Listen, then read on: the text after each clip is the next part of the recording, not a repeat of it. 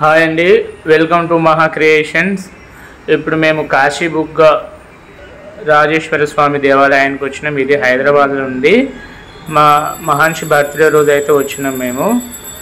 ఇక్కడ ప్రత్యేకం ఏమిటంటే మనం వేరే వేరే గుళ్ళల్లో అయితే అసలు మనం లింగాన్ని మనం అభిషేకం చేయనియరు. ఎంతో అమౌంట్ పెడితే కానీ మనీ కట్టుకొని పోవాల్సి వస్తుంది అభిషేకం చేయడానికి. ఇక్కడ స్పెషాలిటీ ఏమిటంటే శివలింగానికి ఎప్పుడు గంగమ్మతల నీరు వాటర్ ఎక్కడి నుంచి వస్తాయో తెలియదు. ఆ నీళ్ళు ఎప్పుడు నిత్య అభిషేకం 365 days 24/7 ఎప్పుడు నిత్యంగా గంగమ్మ తల్లి అభిషేకం చేస్తూ ఉంటుంది. ఆ నీళ్ళు ఎక్కడి నుంచి వస్తాయో తెలియదు. అక్కడ పంతులు గారిని అడిగితే ఊటబావి నుంచి వస్తాయి, లోపల అది ఎక్కడి నుంచి వస్తాయి ఎవరికి తెలియదని చెప్పారు.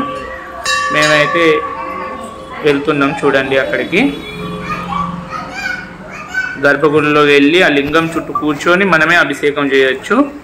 అక్కడ 50 రూపాయలు తీసుకొని పంచామృతాలు ఇస్తారు. నేను పంచామృతాలు పట్టుకొని పోతున్నాం. నా చేతులు ఉంది అదే. స్వయంగా ఆ గుడి దగ్గర కూర్చొని ఆ లింగానికి అభిషేకం చేస్తుంటే మనసు ఎంతో ప్రశాంతంగా హ్యాపీగా ఉంటుంది. చూడండి ఎంత ప్రత్యేకంగా ఉందో. ఇక్కడ కూడా చాలా పవర్ఫుల్ అంట ఇది లింగం. మేము యూట్యూబ్లో చూసి వచ్చినాం. ఇట్లే మీరు కూడా దర్శించుకోవాలంటే దర్శించుకుంటే చూడండి. ఓం నమః శివాయ. ఎంత చక్కగా ఉందో.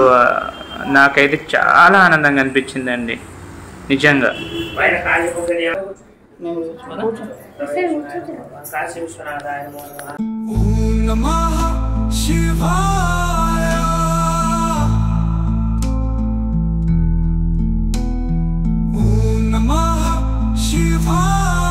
నేను మొత్తం కవర్ చేయలేకపోయినా వీడియోస్ తీయొద్దని చెప్పింది అక్కడ పంతులు గారు.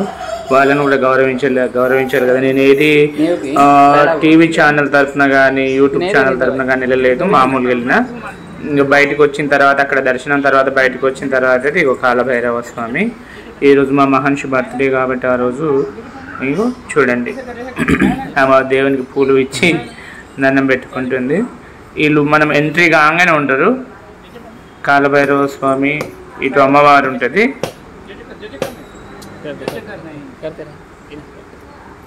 మా లక్ష్మి అయితే కొబ్బరికాయ కొడుతుంది ఇక్కడ.